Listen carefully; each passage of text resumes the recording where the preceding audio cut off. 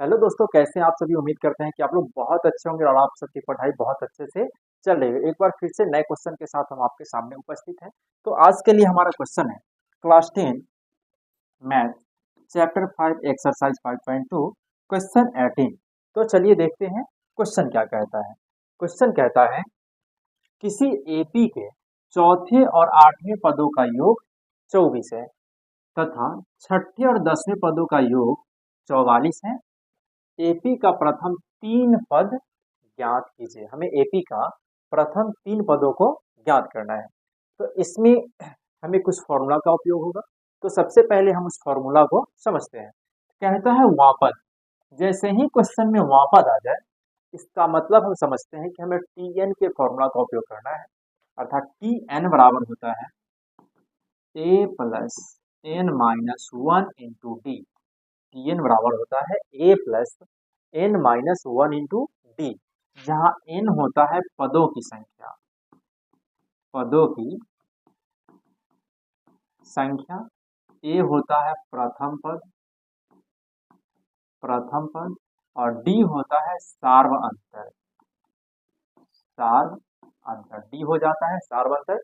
इसी फॉर्मूला का हम उपयोग करके इस क्वेश्चन को हल करेंगे। तो यहाँ दे रहा है एपी के चौथे और आठवें पदों का योग 24 है। अर्थात t 4 plus t 8 equal to 24। Question में कहा कि चौथा और आठवां जो पद है दोनों का योग 24 है। फिर आगे दे रहा है कि छठे और 10वें पदों का योग 44 है। अर्थात T6 छठा और 10वां पदों का जो योग है वो 44 है। तो यहाँ n का जो मान हो गया वो 4 हो गया। यहाँ n का मान 8 है। यहाँ 6 और 10 है। तो यहाँ Tn, जो Tn है, यहाँ Tn का formula a plus N minus one into d. इसी फॉर्मूला का हम लोग उपयोग करेंगे। तो यहाँ लिखेंगे a प्लस एन के मान 4 है तो 4 लिखेंगे माइनस 1 डी प्लस है तो प्लस।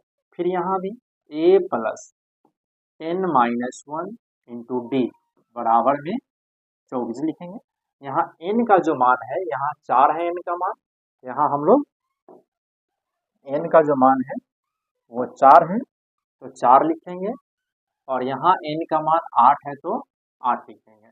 अब इसको हल कर लेते हैं। तो a और a ये 2a हो जाएगा प्लस 4 से 1 गया ये हो जाएगा 3d प्लस 8 से 1 गया तो हो जाएगा 7d बराबर 24 हो गया। तो ये 2a प्लस ये 3d प्लस 7d हो जाएगा 10d इक्वल टू 24। अब हम क्या करते हैं, यहाँ से दो कॉमन कर लेते हैं तो मिलेगा a प्लस ये 5d बराबर 24। अब 2 से 1 कट जाएगा 12, 12 दूना 24। a प्लस 5d बराबर हो जाएगा 12। ये हमारा समीकरण 1 हो गया। इसी प्रकार अब हम इसको भी हल करेंगे। यहाँ भी हमारा फॉर्मूला हो जाएगा a प्लस एन का मान यहाँ 6 है तो a plus N minus one into d plus है तो प्लस। फिर यहाँ ये टी एन है तो इसके लिए भी a प्लस एन का मान 10 है तो यहाँ 10 लिखेंगे माइनस 1 इंटू डी बराबर 44। ये भी a plus N minus one d का फॉर्मूला लगा। अब यहाँ भी a और a ये 2a हो जाएगा प्लस 6 से 1 गया ये 5d हो जाएगा प्लस 10 से गया ये 9d हो जाएगा बराबर में 44 है तो 44 लिखेंगे। अब ये 2a 5 और 9 ये 14d हो जाएगा बराबर 44। दोनों से दो कॉमन कर लेते हैं तो हो जाएगा a प्लस 7d बराबर 44। ये 22 दूना 44 कट जाएगा a प्लस 7d बराबर 22। ये हमारा समीकरण 2 हो गया। ये हमें समीकरण 1 और समीकरण 2 प्राप्त हो गया है। अब इन दोनों समीकरण को हम विलोपन विधि से हल करते हैं। तो विलोपन विधि से हल करने के लिए हम लिखेंगे समीकरण समीकरण 1 माइनस 2 से हम समीकरण 1 में से 2 को घटा रहे हैं तो ये हो जाएगा a प्लस 5d बराबर 12 और ये a प्लस 7d बराबर 22। अब हम जब घटा रहे हैं तो चिन्ह को बदलेंगे, ये प्लस तो माइनस, माइनस माइनस, अब ये कट जाएगा, प्लस में 5 माइनस तो माइनस में 2d हो जाएगा, बराबर प्लस में 10 माइनस में 22 तो माइनस में 10 हो जाएगा, माइनस से माइनस कट गया तो हमें मिलेगा d बराबर 10/2, कट कर हो जाएगा ये 5, हमें d का मान मिल गया 5। अब हमें जब d का मान मिल गया है 5 तो अब हमें a का मान चाहिए, तो इसके लिए हम क्या करेंगे, d का मान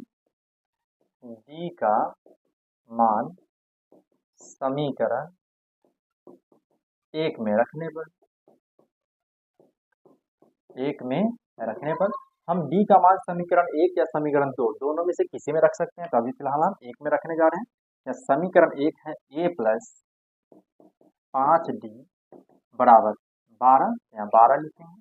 अब a का जो मान है हम तो नहीं ज्ञात है तो a रहने देंगे, प्लस ये 5 गुना d का मान 5 है तो 5 बराबर 12, a प्लस 50 25 हो जाएगा बराबर 12, तो a बराबर 12 अभी प्लस में है, जब ये आरकेस जाएगा तो माइनस में 25 अर्थात ये माइनस में 13। हमें a का जो मान मिल गया वो माइनस में 13 मिल गया, और d का जो मान मिल गया वो हमें 5 मिल गया। तो अब क्वेश्चन में कहा कि AP लिखे हैं, हमें AP को लिखना है, तो AP कैसे लिखेंगे, तो वो हो जाएगा a plus d a plus 2d dash dash, ये हमारा AP होता है। यहाँ a का जो मान है, a का जो मान है वो -13 है, तो यहाँ हम -13 लिखेंगे, ये हमारा पहला हो गया। और फिर यहाँ a का मान -13 प्लस d का जो मान है वो 5 है, यहाँ 5 लिखेंगे, फिर कॉमा a का मान -13 प्लस 2 गुना 5 डैश डैश, ये -13 हो गया, -13 और 5 माइनस में 8 हो जाएगा, फिर ये -13 ये माइनस में 5 दूनी 10 और माइनस में 3 हो जाएगा डैश डैश, ये हमारा आंसर हो गया। तो फ्रेंड्स, यदि हमारा वीडियो पसंद आता है तो मेरे चैनल को लाइक करें, सब्सक्राइब करें, कमेंट करें, अपने दोस्तों से शेयर करना नहीं भूलेंगे। थैंक यू, धन्यवाद।